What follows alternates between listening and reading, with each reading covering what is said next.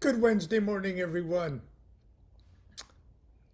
It is it is absolutely cold in Sacramento. Oh, look at that. Oh, the reflection. Constance is in the kitchen. Constance is in the kitchen making bread.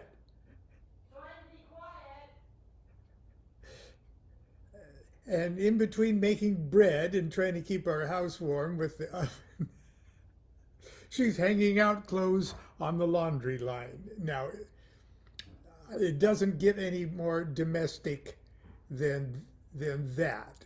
Uh, but that's life here at the DuQuette house, especially in Sacramento in the wintertime.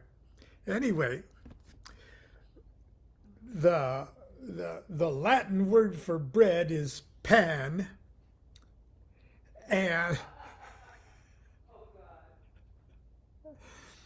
and so and bread is the food of life, and bread is the host of the sacrament, is the body of Christ, the, and bread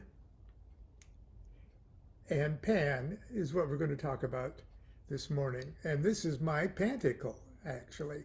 And we want to talk about this not so much in reference to my Pantacle, and this is a version of my Pantacle. This is my Pantacle design, the actual beautiful, beautiful brass rendering of this was a gift from a very, very talented Facebook friend. Actually, my Pantacle is somewhat more modest than that, and actually, as I'll try to explain later, my Pantacle is more than that design. It's what that design embodies, what it represents. That's the basic design here, and I'll talk about it in just a minute. But your Pantacle is likely to be something far different. But here's a few words of what I have said. I've shared this before. In my book, Homemade Magic, this first edition was from Llewellyn, but a second edition is coming out from the folks at Next Millennium, an expanded version, hopefully sometimes later this year. Anyway, what are magical weapons? With the wand he createth, with the cup he preserveth he, with the dagger destroyeth he, with the coin redeemeth he. That's from Crowley's Liber B, or the Magi. The tarot card, the Magician, represents, among many other things, the alchemical element Mercury, the planetary sphere of Mercury, the Roman god Mercury, the Greek god Hermes, and Thoth of the Egyptians, Thoth, the Egyptian god of magic. In the classic image on the card, we see, now this is not quite the classic image because I've got the disc there, or the Pantacle behind Crowley's head, but everything else is on the table there. And the classic image on the card shows a magician holding a wand high above his head with his right hand, and while he points downward with his left hand. Before him is an altar or table upon which rest the four primary weapons of the magician. Okay, so, and on the classic version, he's got a full-blown lance on the table too. The disc, representing the element earth, the material plane, and the body. The sword, representing the element air, the world of ideas, the mind and imagination. The cup, representing the element water, the world of the soul, intuition, the heart and the emotions, etc. And the lance or wand, representing the element fire, the world of pure will, the universal life force of the cosmos. Magical weapons don't come ready-made. They have to be homemade or obtained and consecrated in a very personal and special manner. The traditional books of magic go to great lengths detailing precisely how to fashion each of these magical tools. And I've known quite a few magicians over the years who did a pretty good job following these ancient recipes and made absolutely beautiful magical tools. But I'm a pretty lazy guy and not at all handy. So I figured that just the best thing I can do is, well, the best I can do. My homemade magical weapons have served me well over the years, and as far as I'm concerned, they contain as much or more magical virtue than if they were actually Parsifal's lance, the Holy Grail, Excalibur, and the plate Jesus used to pass around the canapes at the Last Supper. Lazy or not, we should all take the greatest interest in what our magical weapons are and how we go about bringing them into our lives. These simple objects represent all aspects of consciousness and being. And by that I mean your consciousness and the consciousness of the entire cosmos, organized into 4 broad categories. The Kabbalists identify each of these 4 groupings with a letter from the great name Yod-He-Vav-He, one of the principal names of God found in the Old Testament. It's commonly pronounced Jehovah. You're never supposed to say Jehovah, though.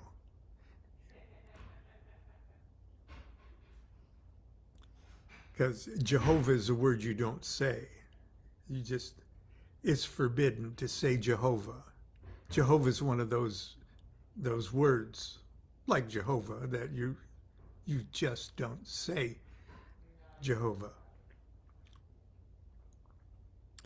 Hebrew is written from right to left, so the great name is correctly written Yod-He-Vav-He, Jehovah.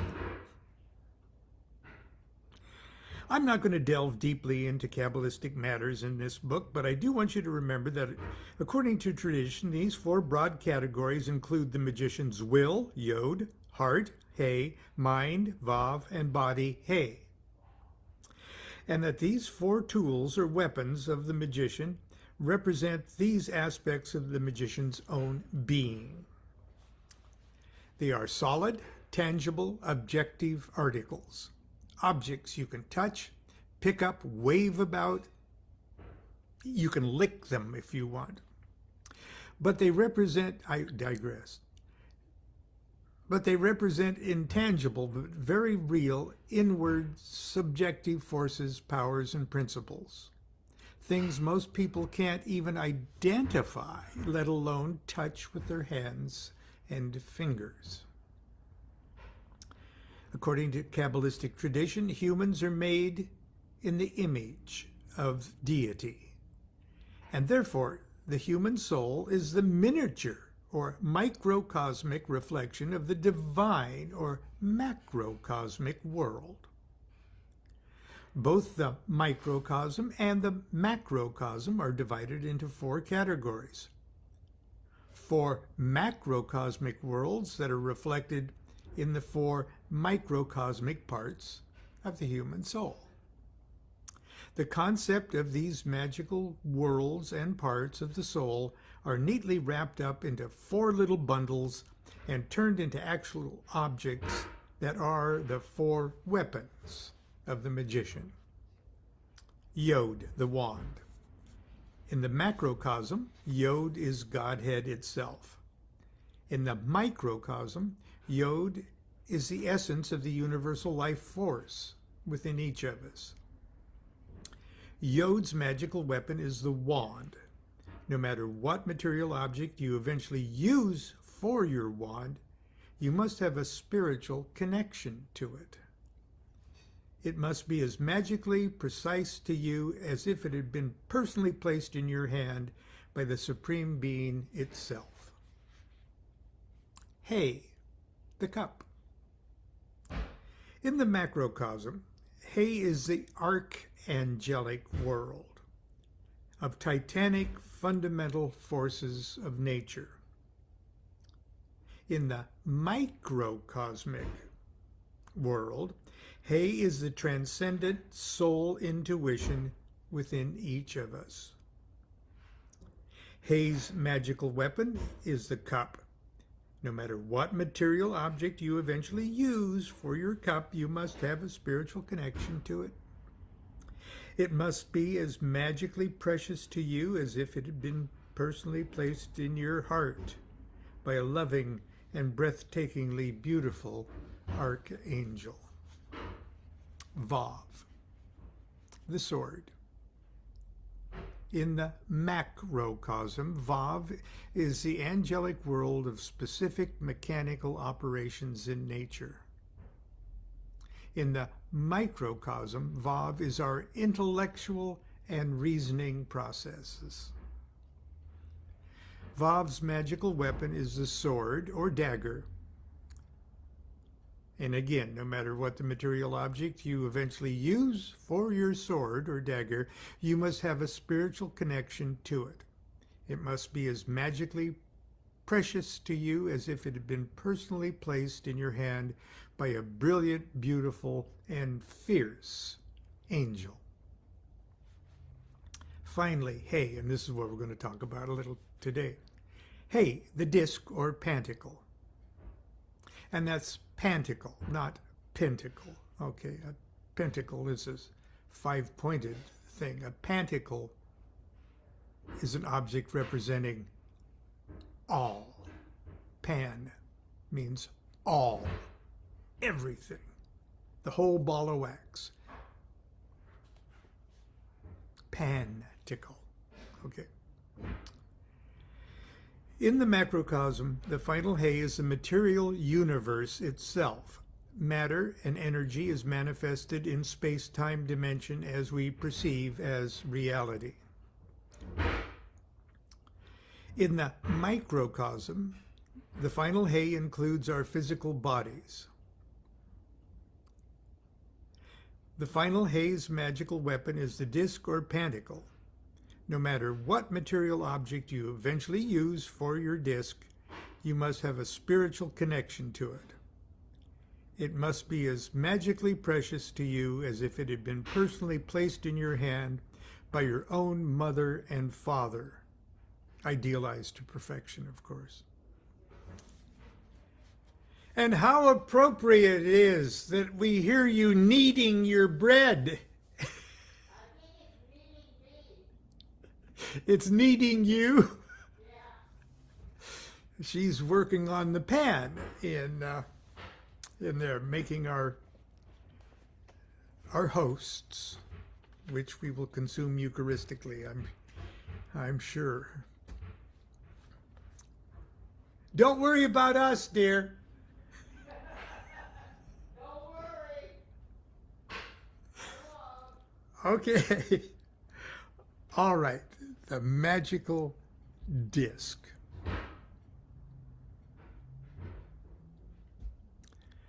But I'm going to share a secret with you. This magical disc is the design. We see the 4 Kabbalistic worlds represented by the 4 trees of life, the 4 parts of the soul represented by the 4 trees of life, all emanating from a central kether, pan, the all. On the outskirts of it We have Nuit, Hadit, and Rahur Kuit. And of course, the trees of life are all joined by the 22 paths. And the ultimate expression of that disc are these cards. This deck of tarot cards is my Pantacle. But we'll see how that is in just a second. If you want me to go on, I'll continue. What the hell?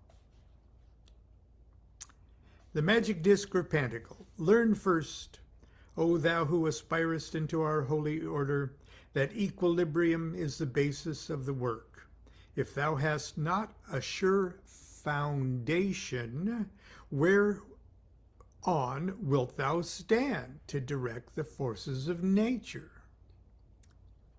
If you don't know where the fuck you're standing on, how would you expect to be a hotshot magician? If you don't even know what you're standing on, don't even know what the universe you're working with is, or even pretend to know what the universe is. But I digress. I'll start with the disc or Pantacle.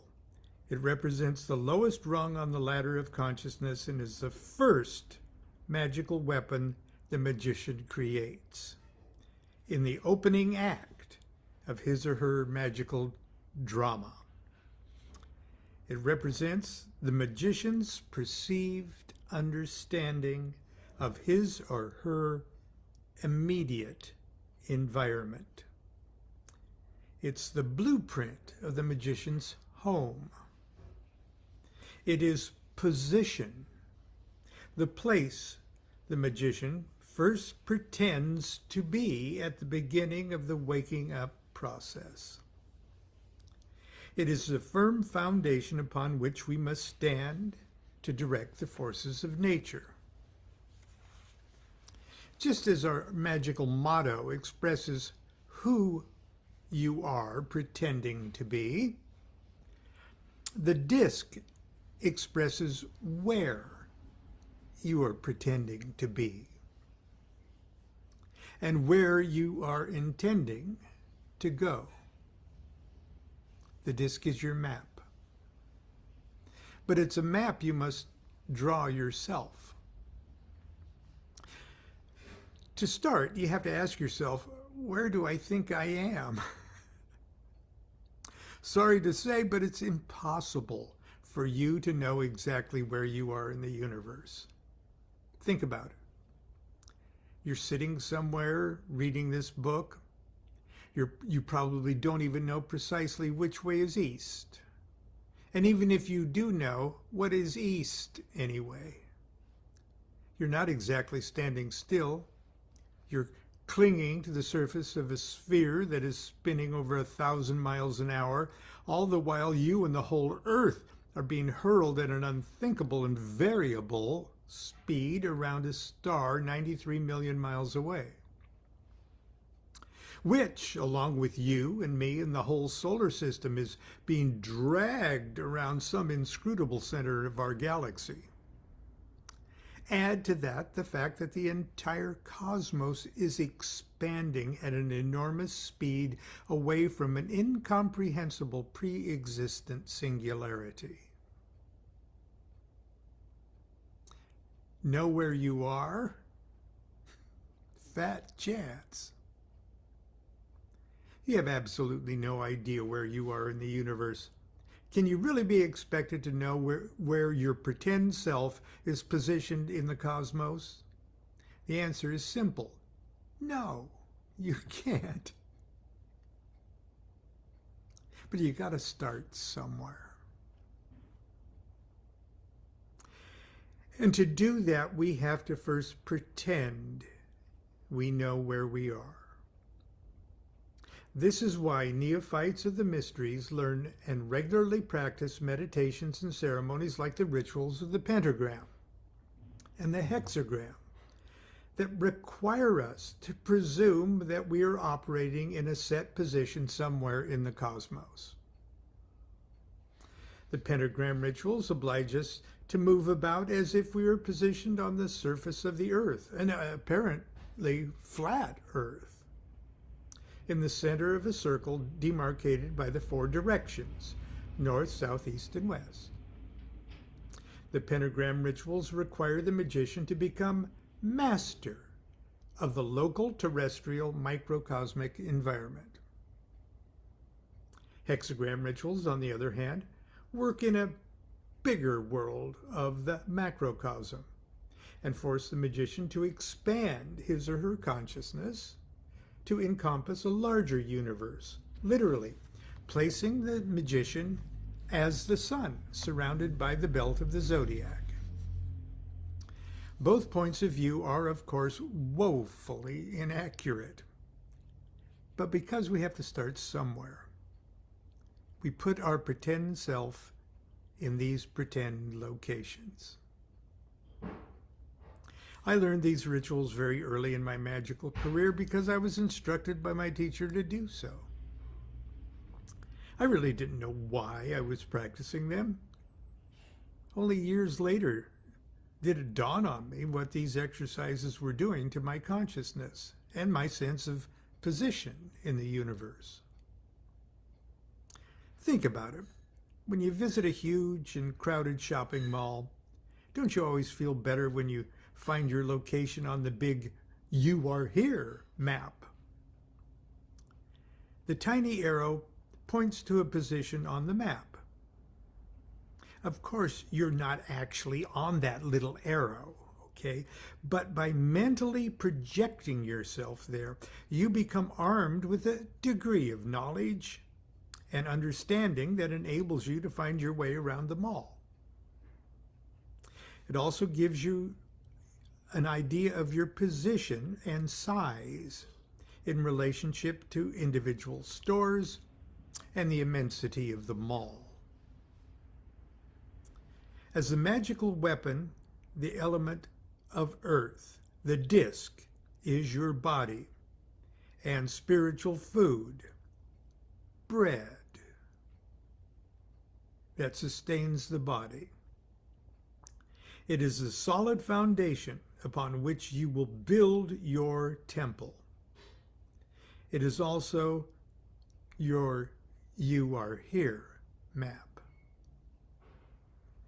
The disc is also called the Pantacle because the design that you create and engrave upon its surface will represent in symbolic form all that you presently understand the universe to be. Obviously, coming up with a design that symbolizes absolutely everything in your universe is a pretty tall order and requires a lot of thought and meditation. You need to do it, however, for unless you are grounded by the disc, you cannot begin the great work. The Pantacle is your yellow brick road, and you'll never get to the Emerald City to see the Wizard of Oz until you first find the yellow brick road. And this is my Pantacle. Okay, and I've already gone a half hour, so I will continue with the details of this Pantacle and how it manifests when you put this Pantacle under a microscope into the tarot deck that we created. So now I know what I'm going to do tomorrow. We're going to hopefully eat some more of that bread. What kind of bread is it, dear? What kind of bread is it?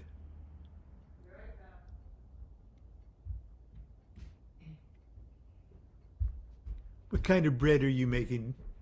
I am making whole wheat and spelt flour, Finnish Hiva Lipa bread. Hiva Lipa. Yes.